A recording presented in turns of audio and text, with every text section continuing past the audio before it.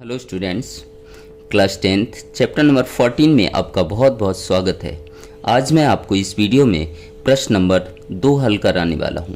तो आइए प्रश्न को पढ़ लेते हैं कि निम्नलिखित आंकड़े 225 बिजली उपकरणों के प्रेक्षित जीवन काल जो आपको घंटों में दिया गया है की सूचना देता है। उपकरणों का बहुलक जीवन काल ज्ञात कीजिए। तो आपको इस प्रश्न में बहुलक ज्ञात करना है और आंकड़े यहाँ पर आपको दिए गए हैं। देखिएगा किस प्रकार से यहाँ पर आपको जीवन काल दिया गया है और बारंबारता दी गई है। जीवन काल यहाँ दिया है 0 से 20, 20 से 40, 40 से 60, इसी प्रकार से आगे। इसी प्रकार से आपको बारंबारता दी गई है। ध्यान ये रखना है कि दूसरे वाले कॉलम में आपका कुछ भी लिखा हो उसे हम FI से दर्शाएंगे। तो बहुलक ज्ञात करने का सूत्र क्या होता है? Z बराबर L plus F1 minus F0 गुणा H बटे 2F1 minus F0 minus F2। तो इन सारे पदों का हम मान ज्ञात कर लेंगे और इस सूत्र में रख देंगे तो आपको क्या प्राप्त हो जाएगा? बहुलक। तो ध्यान से समझिएगा, बहुत ही आसान प्रश्न है। तो सबसे पहले हम क्या करेंगे कि बारंबारता वाले कॉलम में सबसे बड़ी संख्या देखेंगे। FI में सबसे बड़ी संख्या देखेंगे तो यहाँ 10, 35, 52, 61, 38 और 29। तो इसमें सबसे बड़ी जो संख्या है वो कितनी है? 61। और जो सबसे बड़ी संख्या होती है वो किसका मान होता है? F1 का। किसका होगा? F1 का। और उसी के सामने आपको क्या लेना होता है? वर्ग। FI में जो सबसे बड़ी संख्या है उसे हम क्या बोलेंगे? F1। और उसी के सामने आपको क्या लेना है? वर्ग लेना है। तो बहुलक वर्ग कितना आया? 60 से 80। तो यहां हम लिख देंगे बहुलक वर्ग कितना होगा? 60 से 80। अब L का मान मुझे चाहिए। तो पहला वाला मान हमेशा L का होता है। मतलब L बराबर कितना होगा आपका? 60। वर्ग आपका 60 से 80 दिया है। पहली वाली जो कीमत होगी वो किसकी होगी? L की। अब मुझे H चाहिए। H क्या होता है? अंतर। H क्या होता है? अंतर। तो अंतर H बराबर क्या होगा? देखिएगा, जो आपका बहुलक वर्ग दिया है उसमें बड़ी संख्या में से छोटी संख्या माइनस कर देनी है। तो क्या आ जाएगा? 80 माइनस 60। तो H बराबर कितना आ जाएगा आपका? 20। H का मान भी हमें मिल गया, L का मान भी मिल गया, F1 का मान मुझे मिल गया। अब किसका मान चाहिए? F0 और F2। तो ध्यान रखिएगा, ये F वाला कॉलम है तो ऊपर वाला भी मान F का होगा और नीचे वाला भी मान किसका होगा? F का। एक से पहले क्या आता है? 0 और एक के बाद क्या आता है? 2। तो यहां पर जो मान निकले वो किस तरीके से? F0, F1, F2, मतलब 0, 1, 2 एक क्रम में हम लेंगे।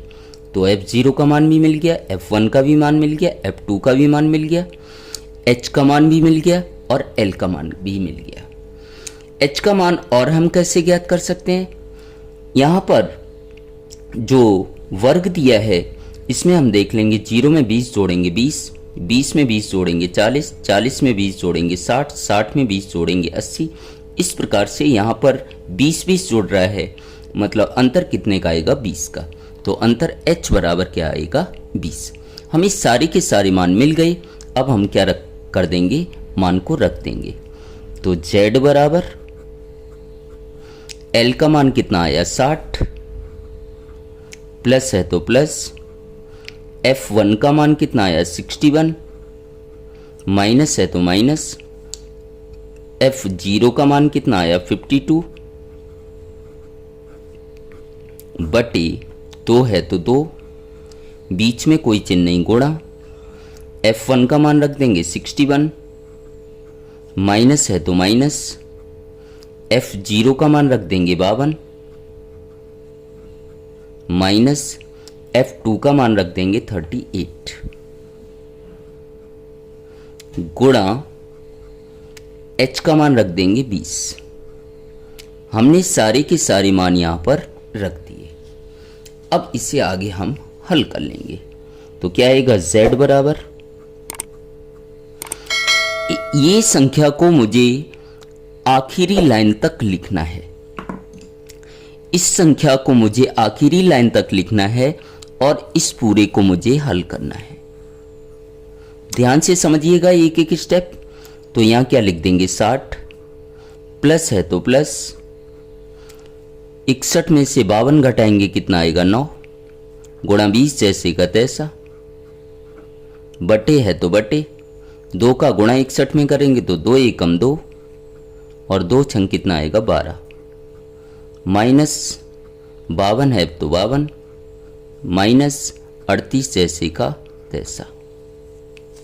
अब जैसा कि मैंने आपको बताया है कि ये वाली संख्या को आखिरी लाइन तक लिखना है, तो क्या आ जाएगा 60, प्लस है तो प्लस, इन दोनों का गुणा कर देंगे तो 9 दूनी कितना आएगा 18, 180, बटे नीचे वाली पद को हम क्या कर लेंगे, हल कर लेंगे। तो क्या आएगा देखिएगा, 122 में से 52 माइनस करेंगे तो 2 में से 2 घटाया 0 और 12 में से 5 घटाया 7, 122 में से 52 घटाया कितना आया 70 और 70 में से 38 माइनस कर देंगे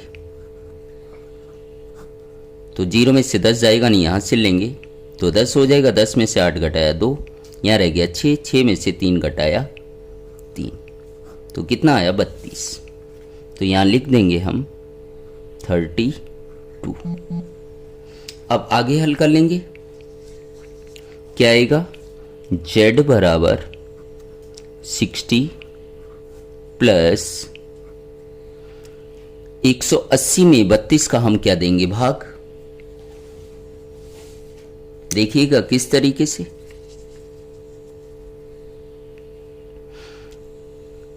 एक 180 में 32 से हम क्या देंगे भाग देंगे।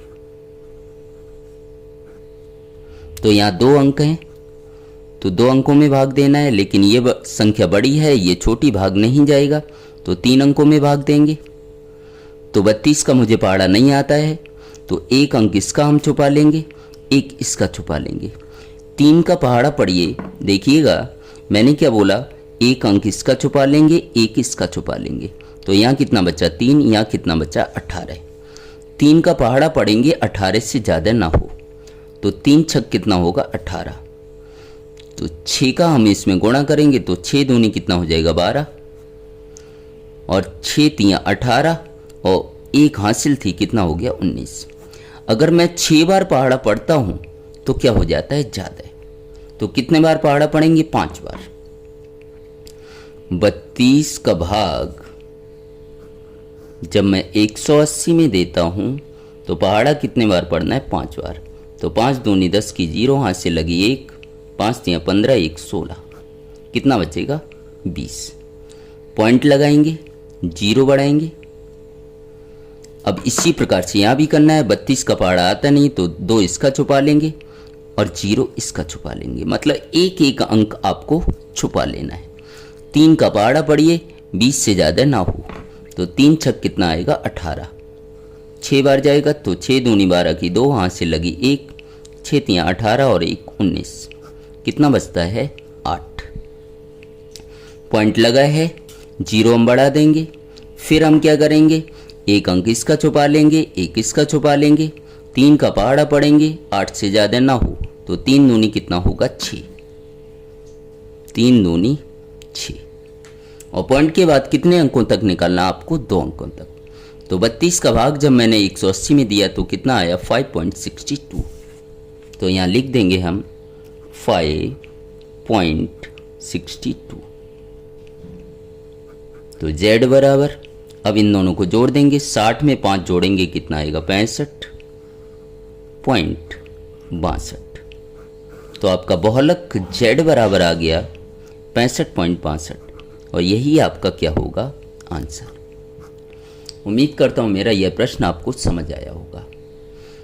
इसी प्रकार के और प्रश्न आप देखना चाहते हो तो आप हमारे चैनल पर जाइए और प्लेलिस्ट में जाकर सारे के सारे प्रश्न 14.1 या 14.2 अथवा अन्य चैप्टरों के देख सकते हैं। चैनल पर पहली बार आए हो तो सब्सक्राइब जरूर कीजिएगा। Thank you.